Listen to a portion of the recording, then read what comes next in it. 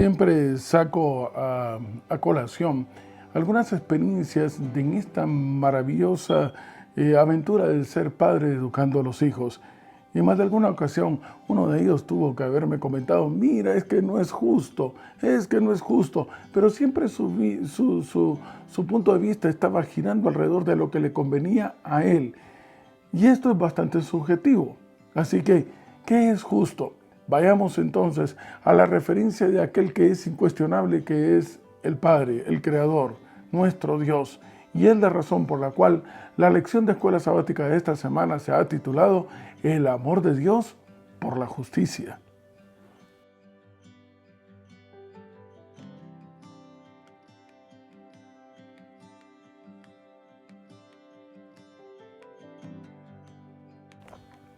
Y me encuentro buscando en el Antiguo Testamento, en el libro de Jeremías, en el capítulo 17 y el verso 10. Y la palabra de Dios dice, yo Jehová, que escudriño la mente, que pruebo el corazón para dar a cada uno según su camino, según el fruto de sus obras.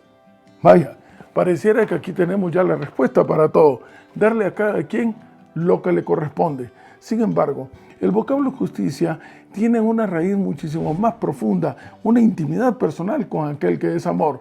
Y es la razón que etimológicamente encontramos que este vocablo, como toda raíz latina, se suprime la J al principio y también se suprime la C por T. Entonces dice justitus.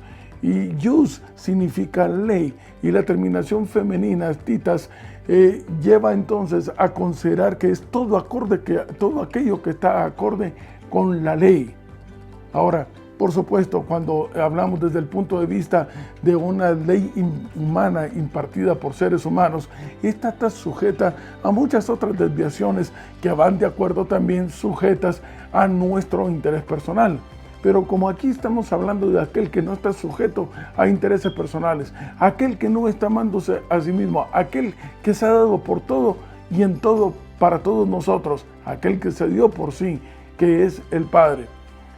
Si analizáramos entonces desde este punto de vista el título de la lección, diríamos lo siguiente, el amor de Dios. En otras palabras, la complacencia, el beneplácito que el Señor tiene es por aquellos que están acorde a su manera de ser o su ley. Recuérdese usted, ley igual su manera de ser, los que están acorde con su ley.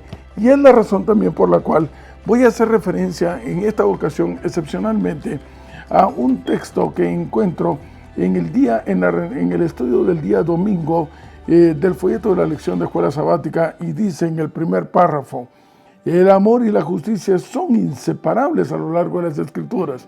Claro, es así. ¿Por qué? Porque el verdadero amor exige justicia.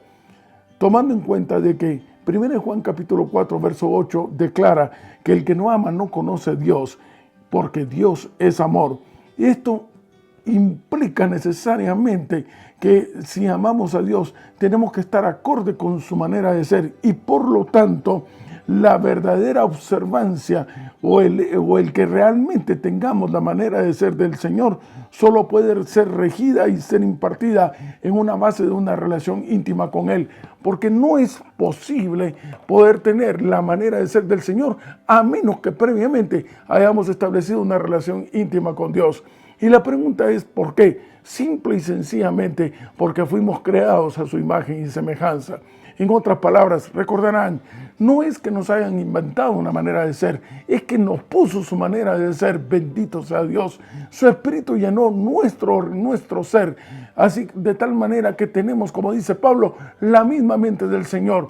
Y esto nos lleva entonces como consecuencia al vocablo ira, que recordarán que la semana pasada lo encontrábamos como la interpretación de un rechazo absoluto y total. Claro está, aquel que ha desechado el tener una relación íntima con Dios, entonces esa actitud es odiada, es airada, se sigue amando a la criatura, pero se odia, se rechaza con todo lo posible esa actitud que ha hecho que el Señor ya no esté viviendo dentro de mí.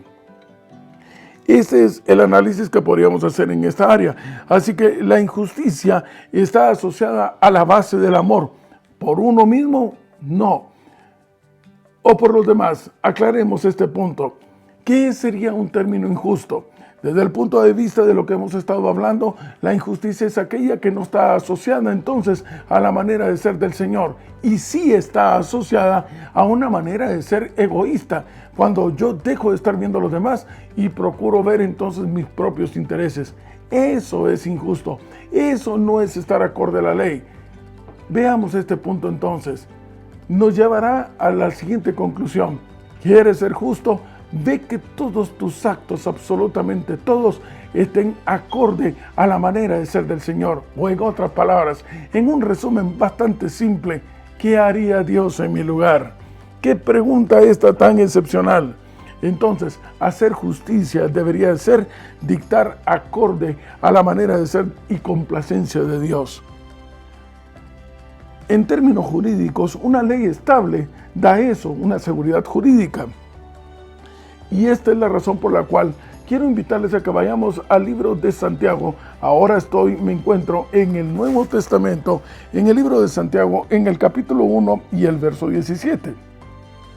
Y la palabra de Dios dice: toda buena dádiva, todo don perfecto desciende de lo alto, del Padre de las luces, en el cual no hay mudanza ni sombra de variación.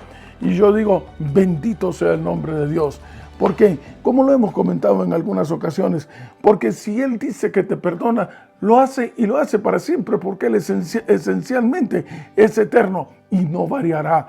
Cuando Él dice que te bendice, lo hará para siempre y no variará. Cuando Él dice que todas las actividades de las criaturas estarán acorde a su manera de ser, porque así nos creó el Señor, no variará, no cambiará.